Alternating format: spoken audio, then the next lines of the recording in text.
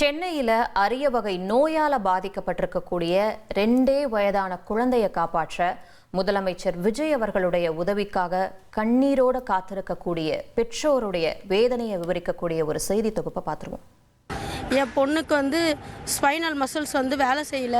அத்தியாவசிய செலவே எனக்கு மாதத்துக்கு 50,000 ரூபாய் பாப்பாவுக்கு மருந்து மட்டும் ஆகுது. நாங்கள் போகாத ஹாஸ்பிட்டலே இல்லை. என் பொண்ணை வச்சுட்டு புள்ளியை காப்பாற்றணும்.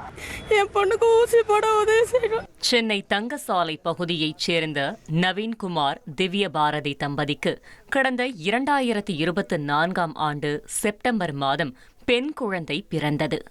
குழந்தையின் வருகையால் மகிழ்ச்சியில் இருந்த குடும்பத்திற்கு சில மாதங்களிலேயே அதிர்ச்சி காத்திருந்தது.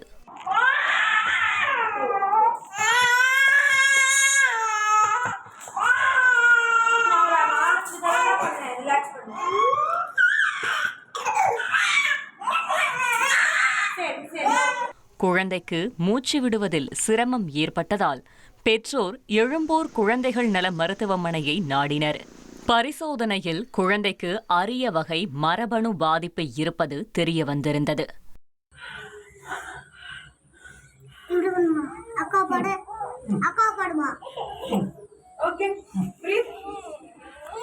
தனியார் மருத்துவமனையில் மேற்கொள்ளப்பட்ட பரிசோதனையில் குழந்தைக்கு முதுகு தண்டு தசை சிதைவு நோய் எனப்படும் SMA பாதிப்பு இருப்பது உறுதி செய்யப்பட்டது. குழந்தையை காப்பாற்ற சுமார் 16 கோடி ரூபாய் மதிப்புள்ள ஜோல்ஜென்ஸ்மா மருந்து தேவைப்படுவதாக மருத்துவர்கள் தெரிவித்துள்ளனர். ஆனால் இந்த மருந்து இந்தியாவில் உற்பத்தி செய்யப்படாததால் வெளிநாட்டிலிருந்து இறக்குமதி செய்ய வேண்டிய நிலை உள்ளது.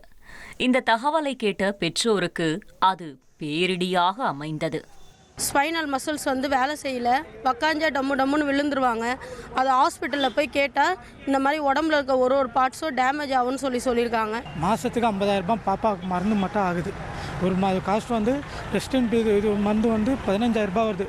அதை நான் வாங்கிறதுக்கு மாதம் 35,000 50 ரூபா வரைக்கும் செலவு பண்ணி வாங்கணும். நான் கையில் இருந்த சொற்ப பணத்தையும் மருத்துவ செலவுகளுக்கே செலவிட்டிருந்த பெற்றோர் குறைந்தபட்சம் அரசு மருத்துவமனையிலாவது குழந்தைக்கு தேவையான அடிப்படை சிகிச்சை கிடைக்க வேண்டும் என கண்ணீருடன் கோரிக்கை விடுத்துள்ளனர். என் பொண்ணுக்கு ஸ்பைனல் மசில்ஸ் வேலை செய்யல. பக்காஞ்சா டம்முன்னு விழுந்துருவாங்க. அது ஹாஸ்பிட்டலில் போய் கேட்டால் இந்த மாதிரி உடம்புல இருக்க ஒரு பார்ட்ஸும் டேமேஜ் ஆகும்னு சொல்லியிருக்காங்க. எங்களை என்ன பண்ணுறதுனே தெரியல வச்சுட்டு. நீங்கள் தான் எனக்கு ஹெல்ப் பண்ணணும். என் பொண்ணுக்கு ஊசி போட உதவி செய்யணும். சிஎம் அண்ணா விஜய் அண்ணா தான். நாங்கள் போகாத ஹாஸ்பிட்டலே இல்லை. என் பொண்ணை வச்சுட்டு யாரை போய் கேட்டாலும் அங்கே போங்க இங்கே போங்கன்றாங்க. பொயின்னு சொல்கிறாங்க. இதை நீங்கள் தான் சிஎம் அண்ணா பார்த்து எங்களுக்கு பொண்ணு ஊசி போட ஹெல்ப் பண்ணணும். கோடிக்கணக்கில் செலவாகும் சிகிச்சையை தங்களால் மேற்கொள்ள முடியாத நிலையில் உயிர்காக்கும் மருந்தை மானிய விலையில் கிடைக்க செய்ய மத்திய மாநில அரசுகள் நடவடிக்கை எடுக்க வேண்டுமென பெற்றோர் வேண்டுகோள் விடுத்துள்ளனர். நான் சாதாரண டிஃபன் கடை தான் போட்டுட்டு இருக்கேன். டிஃபன் கடை போட்டு 3 மாதம் ஆகுது. நடுவில் போட்டார் வண்டி ஓட்டுறேன். நான் அத்தியாவசிய செலவே எனக்கு மாதத்துக்கு 50,000 ரூபாய் பாப்பாவுக்கு மருந்து மட்டும் ஆகுது. ஒரு காஸ்ட் ரெஸ்டன்ட் இது மருந்து 15,000 ரூபாய் வருது. விட்டமின் மருந்து ஒரு மருந்து 100 சில்லற, இன்னொரு விட்டமின் மருந்து 300 சில்லற கிட்ட வருது. அதை நான் வாங்கிறதுக்கு மாதம் 35,000 50 ரூபா வரைக்கும் செலவு பண்ணி வாங்கணும். நான் இதில் வர ஹாஸ்பிட்டல் செலவுலாம் போயிட்டு வர வேண்டியது இருக்குது. எனக்கு நான் கேட்டுக்கிறது தமிழக முதலமைச்சர்கிட்ட ஒரு வேண்டுகோள். புள்ளியை காப்பாற்றணும். அவங்களால முடிஞ்ச உதவியை எனக்கு கொஞ்சம் பண்ணணும்.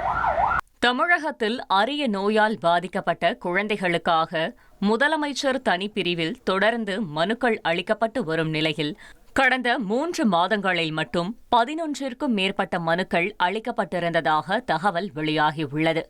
கடந்த வாரம் இதே பாதிப்புடன் 3 மாத குழந்தை குறித்து செய்தி வெளியான நிலையில் தற்போது மற்றொரு பிஞ்சின் உயிரை காப்பாற்ற பெற்றோர் முதலமைச்சர் தனிப்பிரிவை நாடியுள்ளனர். நவீன மருத்துவத்தில் நம்பிக்கையுடன் குழந்தைக்கு உரிய சிகிச்சை கிடைக்க அரசு உதவ வேண்டும் என அவர்கள் உருக்கமாக வேண்டுகோள் விடுத்துள்ளனர்.